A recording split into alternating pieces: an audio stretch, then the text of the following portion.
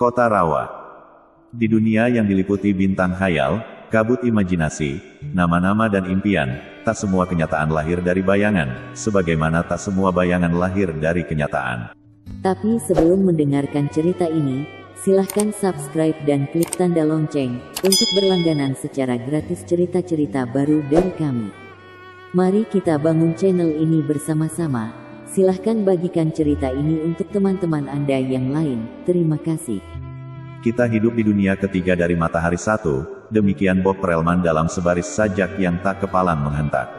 Entah kenapa, ia meletakkan khayalku di antara malaikat dan kurcaci. Nomor 3, kita bisa saja menghitungnya dari Merkurius, di mana bumi memang terletak di urutan ketiga dari matahari. Tapi sejak bertahun-tahun lalu, orang-orang dari negara maju menganggap dunia ketiga itu identik dengan kemiskinan. Dunia sedang berkembang. Jadi antara sebutan dan kenyataan bisa berbeda, kadang tak terduga. Itulah yang kurasakan ketika perlawatan membawaku ke sebuah kota yang tak pernah kubayangkan, namun kemudian kutapaki dengan mesra. Aku tiba mula-mula dengan hasrat ingin melihat kerbau kalang atau kerbau rawa. Di Banjarmasin ku dengar kabar kalau kerbau rawa digembalakan di hamparan rawa yang luas bernama Danau Panggang, terletak di hulu sungai utara hingga selatan. Di sana dibangun kandang-kandang kayu yang disebut kalang, lengkap dengan rumah pengembala, menjadi semacam atol di tengah vegetasi rumput yang menghampar hingga ke batas cakrawala. Sebenarnya itu bukan danau, tapi rawa menyerupai danau, kata Agus Suseno, sahabat yang biasa mangkal di Taman Budaya dan akrab kami sapa, tukang kebun.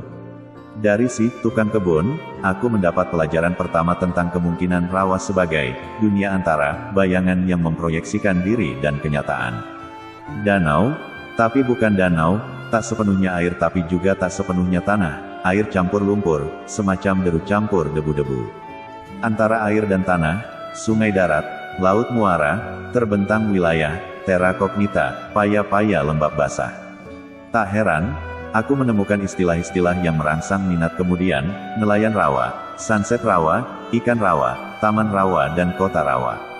Ya, kota rawa. Kesanalah aku dipertemukan, bersama Hajrin, sahabat yang mencintai puisi sebaik ia mencintai politik. Kami naik mobil kesayangannya, Opel Garden Ganda yang cocok belaka dengan alam dan jalanan Kalimantan. Tak lupa kami singgah di makam Mursyid Arsyad Al-Banjari di Kalampayan yang penuh bunga melati dijajakan ibu-ibu di pinggir jalan. Usai berdoa sambil menyaksikan orang-orang sakit yang mengadu memohon kesembuhan, kami melanjutkan perjalanan. Karena bertujuan ke daerah Rawa, kukira kota terakhir adalah Kandangan, kota kecil pelintasan di kaki Meratus, terus ke pedalaman. Setelah itu Rawa tak bertepi. Tapi ternyata tidak. Ketika melewati seutas jalan yang ditinggikan di antara hamparan rendah gambut, sempit dan berdebu, dengan jembatan-jembatan kayu terbelintang sekadarnya, perlahan aku merasa sedang menuju ke suatu tempat yang berdenyut hidup. Hidungku mulai mencium bau perapian, bergalau dengan bau rawa yang masam dan rumput terbakar. Lalu rumah-rumah merapat ke tepi jalan. Serambinya nyaris menempel ke aspal yang mengelupas. Sementara bagian belakang menjorok ke rawa-rawa, ditopang tiang kayu gelam, jenis kayu paling ajaib di bumi, makin kuat tiap terendam. Ukurannya tak besar, sehingga jika saja ia mengarah ke atas maka akan tampak seperti tali temali yang menggantung rumah-rumah itu di udara. Di celah semak dan gelagah liar, terlihat perahu-perahu terikat di tiang, sebagian melaju di kayu orang-orang bercaping lebar. Merekalah para nelayan rawa, yang hidup dengan bubu, pancing dan jala.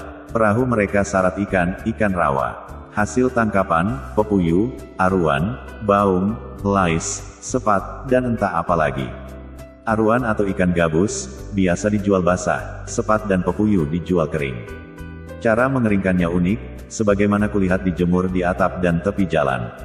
Ikan-ikan dibelah dan digarami lalu dirangkaikan satu sama lain sehingga tampak seperti lembaran kriya yang indah, mengingatkanku pada kulit lembu bahan tata sungging di Yogyakarta. Tapi tak semua rumah memajang kriya ikan sepat, sebagian rumah dipenuhi aneka gerabah. Piring, cangkir, periuk, belanga, celengan, anglo, bahkan kloset. Meski gelasirnya tak sehalus keramik Kasongan atau Minahasa, namun justru memunculkan gurat-gurat kekuatan manusia rawa. Semua dibiarkan seperti warna aslinya, merah coklat kuning warna lumpur tanah rawa, bukan merah tanah liat. Jenis buah-buahan diberi warna mencolok melebihi warna buah yang sebenarnya, rambutan anggur merah nyala, pisang-pisang kuning cerlang, mangga alpukat hijau terawang. Semuanya menggandoli dinding dan tiang. Aku menikmatinya dari kendaraan yang tak bisa berlari kencang. Kata Hajrin, orang sini juga ahli membuat baling-baling kapal dan alat rumah tangga dari aluminium, besi, segala baja. Jika orang Madura dikenal sebagai pengusaha besi tua, maka orang-orang Rawa dari hulu sungai selatan mengolah besi jadi apapun. Di saat sama, mereka ahli mengolah segala yang lunak, lumpur, tanah, rumput, ternak, dan ikan-ikan. Kian lama jalan kian sempit dan rumah tambah padat.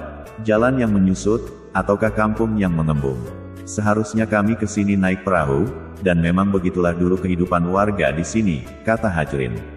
Sungai sebagai jalan utama, dicapai dari berbagai arah, langsung dari tangga rumah.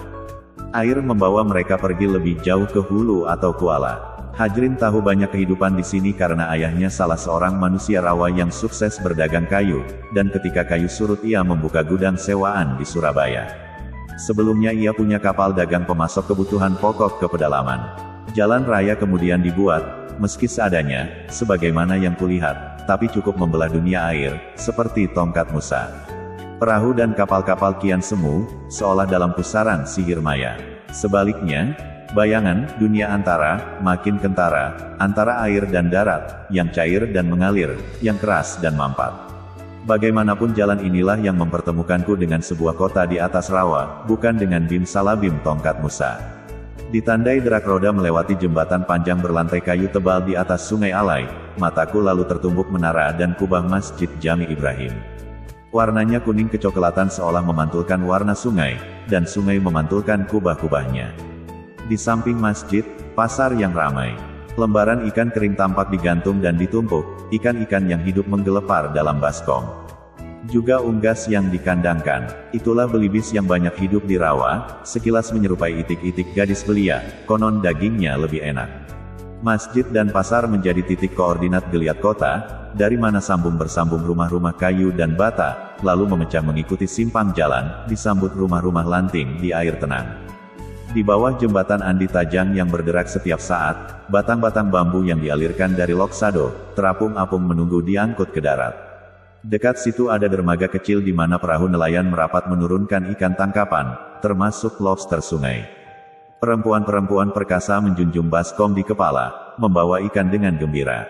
Pakaian mereka kuning keemasan, disepuh riak cahaya. Sedikit ke kiri, terdapat satu jembatan lagi, tak kalah panjang, melintasi sungai Nagara. Persis di pangkalnya tegak papan nama tua, nyaris tak terbaca, SMU Negeri Daha Utara. Oh, aku telah bertemu kota yang menakjubkan di antara dua sungai, di atas rawa yang kukira tak akan bisa menerima arsitektur sebuah kota. Ajaib.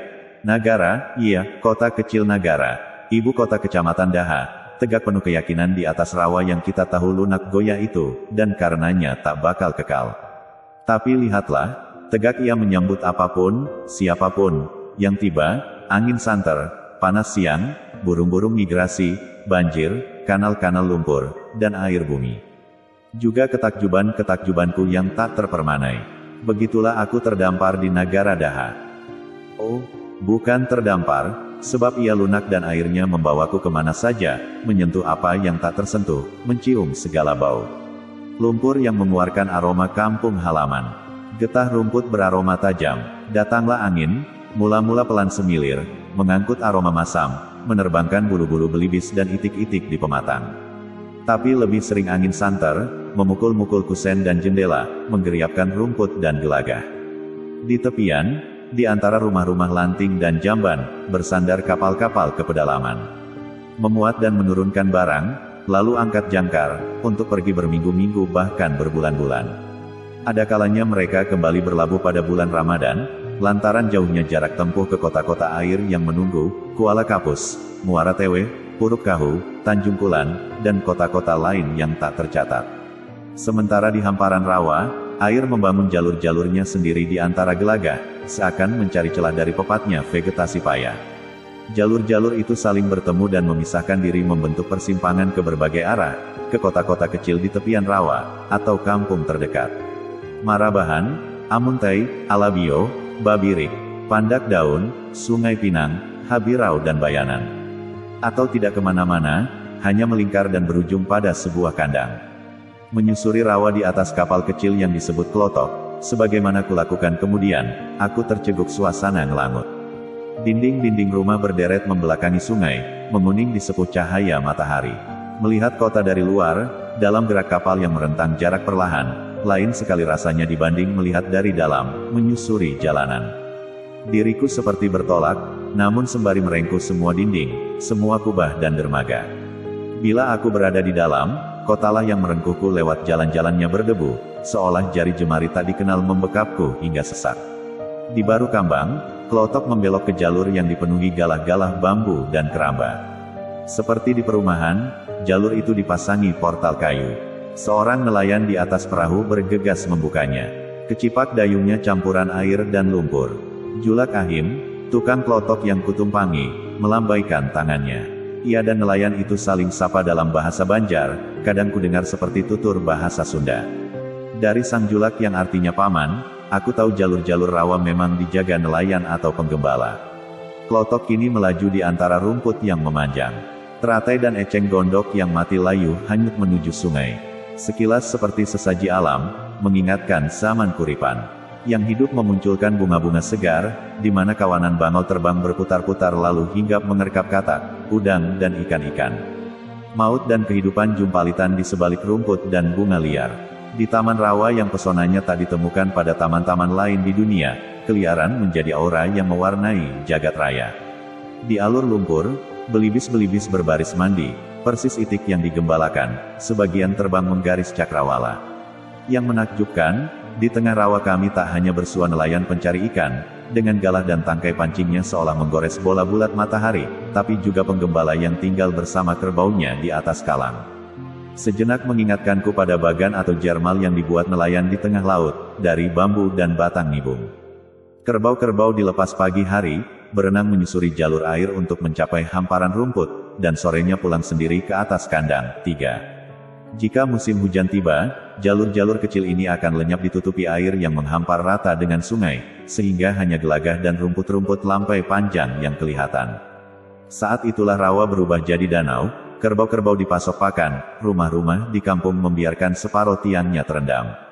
Bila air surut, rumput bertambah hijau, tiang-tiang kemilau, dan begitulah segala sesuatu secara pantas mengekalkan dirinya di bumi paya-paya lunak kekal ini. Di kejauhan, membubung asap pembakaran, ramping menggurat kaki langit dengan kelembutan cahaya petang. Seseorang mungkin sedang berladang, menerabas rumput, membersihkan lahan. Memang, rawa yang kering biasa untuk bertanam palawija. Di musim hujan, lahan yang sama tempat keramba. Berkah rawa sepanjang masa, asal jangan ditanami sawit, sebab mengubah rawa jadi lahan kering selamanya, kata Julak Ahim. Kami menolak perusahaan sawit masuk kemari. Dari Masjid Jami kami naik truk ke kantor bupati di Kandangan menuntut pembatalan izin. Wajah Julak basah keringat. Aku mengacungkan jempol tanganku, meski tahu semua menunggu waktu. Kembali kulayangkan pandang ke kejauhan. Asap yang menari, kian sayup ke arah Alabio. Itu kota kecil lain di tepi rawa yang terkenal dengan itik dan tikar purunnya. Juga pintu masuk Muhammadiyah pertama kali ke Tanah Banjar. Ke utara sedikit, kota Amuntai, tempat kerajaan Banjar Siwa Buddha pertama bernama Kuripan, sebelum pindah ke negara Daha ini. Seorang kawanku pernah bercerita mengenai sepasang anak muda, cucu keturunan ofisir Belanda. Mereka datang ke ibu kota hulu Sungai Utara itu mencari bekas rumah opanya. Berbekal selembar foto saat si opa bertugas di sana. Dan rumah itu masih ada, berdiri dengan sedikit perubahan di tepi sebuah jalan. Begitulah mereka menjaga sejarah dan silsilah, datang ribuan mil menyusuri jejak leluhur. Aku berpikir, jika rawa-rawa ini kelak dikuasai perusahaan sawit, adakah jejak dan kenangan bisa dikekalkan? Aku pejamkan mata, merapal doa yang sama saat kudawamkan di makam Syekh Arsyad di Kalampayan. Tak puas menyusuri kota ini sehari dua, aku turuti kehendak hati mengenalinya barang setapak lagi, meski ku tahu, semakin didalami semakin hatiku tak sanggup merengkuhnya.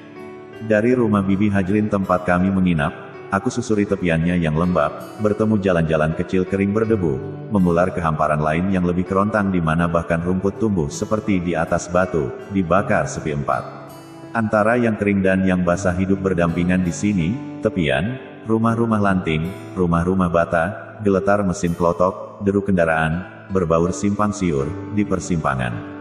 Selain titik koordinat masjid dan pasar yang menandai geliat darat, sesungguhnya ada koordinat bayangan di air yang tidak saja memantulkan wajah kota sekarang, juga masa lama berselang. Itulah titik pertemuan dua sungai besar, Nagara dan Alai lazim disebut Tumbukan Banyu. Titik yang telah menumbuhkan kota dalam rupanya yang azali dan jejaknya hidup dalam mitos abadi. Jika di Jawa dikenal, Kali Tempur, tempat keramat ritual kungkum, di Daha, Putri Junjung Buik, permaisuri Pangeran Suryanata, raja termasyur orang Banjar, diyakini muncul di tengah arus pertemuan itu.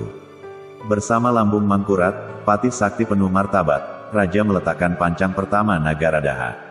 Sukar dibayangkan bagaimanakah berabad lalu membangun ibu kota di atas tanah lunak berlumpur. Bagaimanakah tiang-tiang istana ditegakkan dan taman-tamannya dirancang. Adakah dulu bukan rawa melainkan hutan raya hingga ke kaki meratus sana? Entahlah, semua mesti dicipta ulang. Hidup menuntut manusia membangun kota dimanapun, kadang seperti di luar kesanggupan. Dari pegunungan hingga lembah yang dalam, di karang batu hingga ke pantai tersembunyi, di rawa dan kanal-kanal, di gurun, bahkan bawah tanah. Telah kubaca kota-kota dari lumpur dan debu seperti Jaipur di India atau Timbuktu di Sahara, kota di atas Payau seperti Bagan Siapi Api di Riau, kota-kota air di sepanjang Mahakam dan Barito, kota-kota kecil berdinding batu di pegunungan Sewu. Tapi baru sekaranglah aku temui sebuah kota di atas rawa. Di atas, bukan di tepi-tepi, seperti Tamban dan Bati-Bati yang pernah kutemui dengan hanya sebelah dindingnya menghadap Paya. Di Nagara, sebelah menyebelah, semua dinding semua pintu, menghadap ke rawa yang sama karena tegak dalam kepungan rumput, eceng gondok, gelagah, dan teratai-teratai ungu. Kudengar azan dari Masjid Jami Ibrahim. Merdu, aku berbelok, kubasuh muka dan ragaku, kudawamkan lagi doa di kelampaian, lalu masuk. Di dalam masjid peninggalan Tuan Guru dari abad ke-17 itu, kulihat sebuah kubah kecil terletak tepat di bawah cungkup kubah utama. Bentuknya persis, kecuali warnanya yang dibuat hijau. Kubah dalam kubah, bisik Hajrin yang tiba menyusulku, ini uniknya Masjid Habib. Sebagaimana si tukang kebun, dari Hajrin aku dapatkan pelajaran berikutnya sebelum pulang. Tentang spiritualitas, dunia antara, bayangan dan semesta saling memproyeksikan diri, membuat segala sesuatu menjadi ada. Sungai memantulkan kubah maya di kejauhan, lantai dan dinding-dinding meniru kubah utama di kedalaman, dekat dalam dekapan. Dan di sisi bayangan kubah sejati itu kulihat sang muazin tersenyum padaku. Dialah Julak Ahim, paman yang mencintai rawa sebaik ia mencintai kubah dan tiang-tiang kotanya. Di sebuah kedai aku berhenti, memesan kopi pahit sambil merenungkan perjumpaanku yang sengit. Kakiku terasa masih berdenyar, aura kota merasuk tak hanya lewat mata, juga aliran darah yang membuatku teleng. Telah aku tapaki ia dengan hati-hati dan leluasa, sesuai kontur tanahnya yang lembab basah, namun kerontang pada bagian tertentu. Bunga-bunga kering perdu, teratai-teratai basah ungu, jadi penanda dunia antara yang kuangan dan kujumpai. Kedai ini menghadap rawa dan tepian sungai, oh, tidak, padang rawalah yang justru mengepungnya dari segala sisi. Di malam-malam tanpa bintang, kubayangkan rawa-rawa menyeringai seperti abis mencekik dua sejoli di rajam sepi. Ah, aku mulai ngelantur lantaran pertemuan ini melebihi fisik. Ia menyentuh juga ingatan masa laluku. Dulu, ada sebentang rawa yang memisahkan kampungku dengan pantai. Itulah wilayah misteri tak teraba, sarang yang nyaman bagi nyamuk malaria, ular, lintah dan kura-kura. Juga jenis pohon pemangsa disebut kayu angeh, getahnya melepuhkan kulit hingga memar sampai ke daging. Tak seorang pun berani melintasinya. Untuk ke pantai orang harus memutar jalan ke muara. Sungguh pun begitu, vegetasi rawa dengan semak dan rumput hijau, cukup buat penggembala menghalau kerbau di tepi-tepi. Tak lebih, di tengah, rawa tak ubahnya pasir hisap, membenam yang terperosok, mencekik tiap yang bergerak. Itulah yang terjadi ketika suatu hari kerbau Pak Pili yang hamil tua tergoda rumput lebih hijau di bagian tengah, dan terperosok. Kerbau itu melenguh dengan mata mendelik serta kaki menggapai-gapai. Tentu saja tak mendapat pijakan karena jauh di bawah hanya air dan lumpur, bagai sumur tanpa dasar nam. Malahan makin bergerak, lumpur kian membenam. Hidungnya berbuih dan air hitam keruh mulai mengalir masuk. Kami sesama gembala mendorongnya dengan tongkat bambu, tapi ujung tongkat pun tak menyentuh apa-apa kecuali kecipak lumpur pekat. Pak Pili yang sedih dan putus asa malah mencambuk si Minah, demikian ia memanggil kerbau kesayangannya itu supaya berdiri, sia-sia. Dan ketika si Minah diam pasrah, saat itulah tubuhnya berhenti diisap bumi. Sekarang gantian Pak Pili yang melenguh menangisi dua kerbaunya yang lenyap sekaligus, Minah yang malang dan anaknya dalam kandungan. Sementara aku, untuk berhari-hari ke depan dibayangi hantu teror terkenang mata seekor makhluk tak berdaya, takluk tercekik payah-payah. Dan berhari-hari pula aku menyaksikan pemandangan yang mengusik bintang hayal. Kerbau malang itu seperti kapal terdampar di sarang penyamun yang tak mengenal belas kasihan. Sekali waktu tampak seperti makhluk purba terakhir menunggu punah, dengan lintah-lintah hitam gendut kemerahan berpesta mengisap sisa darah selagi maut menabungnya segobang-segobang. Tapi bahkan ketika maut pergi, lintah-lintah tetap bersigayut, seolah lintah rawa tak hanya hidup dari darah, juga daging yang koyak. Di waktu lain, kulihat tanduk kerbau persis atap rumah gadang yang ditinggalkan, daging-dagingnya mulai berlepasan dan lengkung tulangnya menyumbul keluar. Kuamsal sebagai dinding dan tiang-tiang, lapuk merana menunggu perantau pulang. Kenangan masa kecil itu muncul menggetarkan ketika kulihat rawa yang luasnya tak kepalang ini. Lebih membuat gentar karena di tengahnya kutemukan sebuah kota. Nagara Daha. Bertemu kota kecil di dalam hutan lebih mungkin membuatku tenang, sebagaimana jumpa pertamaku dengan sungai penuh di pedalaman Taman Nasional Kerinci Seblat. Setelah semalaman melewati Bukit Tapan, Sako yang lengang, dan jalan kubangan gajah, aku dapatkan sungai penuh dalam basuhan embun dan sepuhan cahaya pertama. Hatiku meriap, merasa siap menyentuhnya kapan saja. Tentu, karena selama ini aku merasa hutan di Bukit Barisan sebagai rumah sendiri tempat keluarga dan orang kampung membuka rumah, tinggal berladang. Aku juga terbiasa mendengar cerita tentang kota orang bunian, makhluk gaib di hutan, lebih ramai dan hidup, meski tak gampang terlihat mata telanjang. Satu dua peladang yang tersesat konon pernah melihatnya, dan mereka terpesona hingga nyaris buta oleh cahaya dan kemilau rumah-rumah. Tentang ini lain kali saja ku ceritakan. Kembali ke kota Rawa, bagaimana mungkin aku juga takkan buta. Segala sesuatu tentang Rawa tertanam abu-abu dalam jiwaku. Meski luasnya tak seberapa, Rawa kampungku memberi kesan tentang dunia yang tak utuh, tak penuh, mustahil berpenghidupan. Hanya lumpur hitam, air keruh coklat, rumput dan belukar pepat, akar-akar saling belit seolah hendak mencekik diri sendiri. Pohon-pohon berwajah aneh dijalari akar berduri. Di atasnya, elang berkuik dan gagak-gagak berkoak. Tapi rawa ganas itu lantas menemui ajal ketika tali bandar digali. Air di tiap lekuk berangsur surut kering, ikan-ikan menggelepar, dan panas kemarau membuat bongkahan demi bongkahan garing.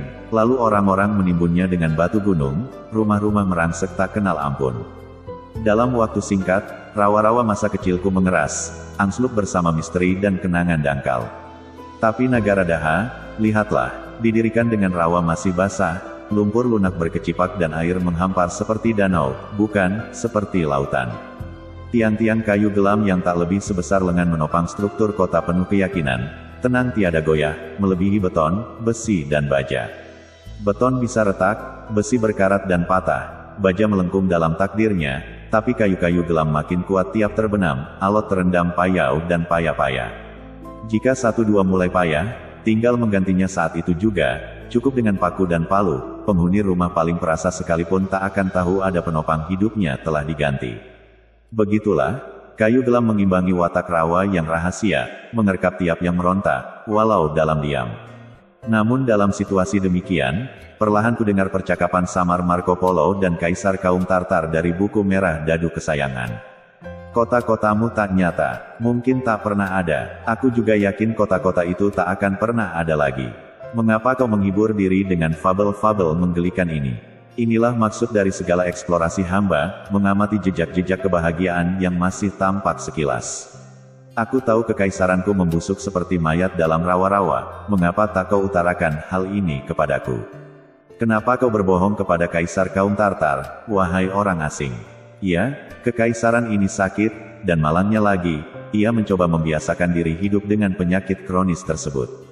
Bila Baginda ingin tahu betapa kegelapan ada di sekeliling Paduka, Baginda harus mempertajam penglihatan, berpedoman pada cahaya-cahaya redup di kejauhan. Tanpa terasa, percakapan acak yang kuhafal di luar kepala itu berbaur dengan percakapan nyata di sekitarku.